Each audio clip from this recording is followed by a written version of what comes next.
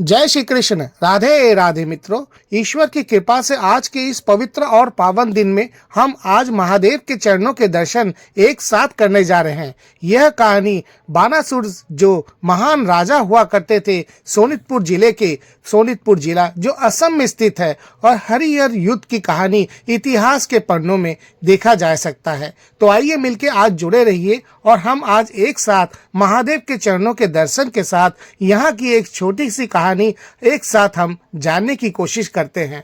यह कहानी बानासुर नामक एक असुर राजा की थी जो उस समय सोनितपुर के राजा हुआ करते थे। सोनितपुर वर्तमान असम में स्थित है और माना जाता है कि सशस्त्र भुजाओं से पैदा हुए थे बानासुर और भगवान शिव जी के प्रचंड भक्त थे।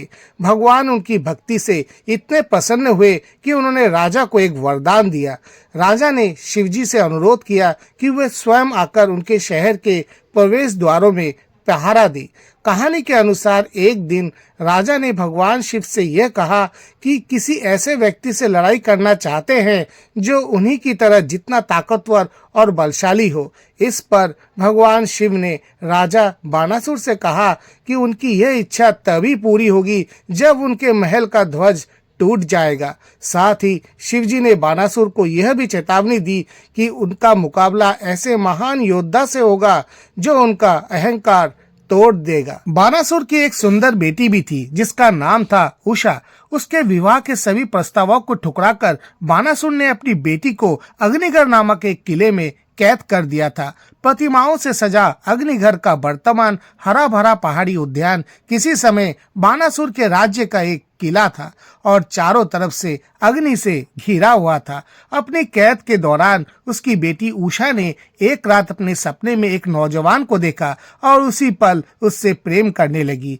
उसने अपना यह सपना उसकी सहेली चित्रलेखा को बताया, जो न केवल एक निपुण चित्रकार थी बल्कि अलौकिक शक्तियों से संपूर्ण थी। एक करीबी सहेली होने के कारण उसने उषा के वर्णन के अनुसार उस नौजवान का एक चित्र बनाया। यह नौजवान भगवान श्री कृष्ण के पोते अनिरुद्ध निकले। जब चित्रलेखा ने यह देखा तो उषा उनके प्रेम में डूब गई। तब उन्होंने अपनी जादुई शक्ति से सोए हुए अनिरुद्ध के किले में पहुंचा दिया।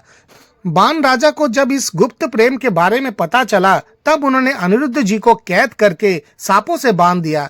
श्री कृष्ण जी को जल्द ही पता चल गया कि उनके पोते को बंदी बना लिया गया है। कुछ ही देर में श्री कृष्ण जी की यादव सेना ने द्वारका से आकर सोनितपुर पर आक्रमण कर दिया और महल का ध्वज भी तोड़ दिया। यादवों के सामने असुर टिक नहीं पाए और बानासुर को भगवान शिव के शरण में जाना पड़ा, जिन्होंने राजा की रक्षा का वचन दिया था। इसके बाद हरिहर युद्ध प्रारंभ हुआ, यानी श्री कृष्ण जी और शिव जी आमने सामने आए, जिसके बाकी देवता देखते ही रह गए। बानासुर को जल्द ही इस बात का एहसास हो गया श्री कृष्ण की सेना को परास्त करना उनके लिए असंभव है और अंत में उन्होंने आत्मसमर्पण कर दिया। फिर बानासुर ने उषा और अनिरुद्ध को कैद से रिहा कर दिया। उन्होंने दोनों को उपहार स्वरूप एक सोने का रथ देकर द्वारका प्रस्थान करने की आज्ञा दी। यह यादव सेना जब द्वारका पहुंची तब उनका बड़े हर्ष उल्लास से स्वागत किया गया। मान्यता है कि भगवान श्री कृष्ण और महादेव जब आमने सामने आए तो ब्रह्मा जी स्वयं आकर इस युद्ध को रोकना पड़ा और आज भी इस युद्ध की घटनाएं हम इतिहास के पन्नों में देख सकते हैं और हम सोनितपुर में आकर इस भगवान श्री कृष्ण जी के और धाम और भगवान शिव जी के चरणों के दर्शन कर सकते हैं। जय श्री कृष्ण। राधे राधे।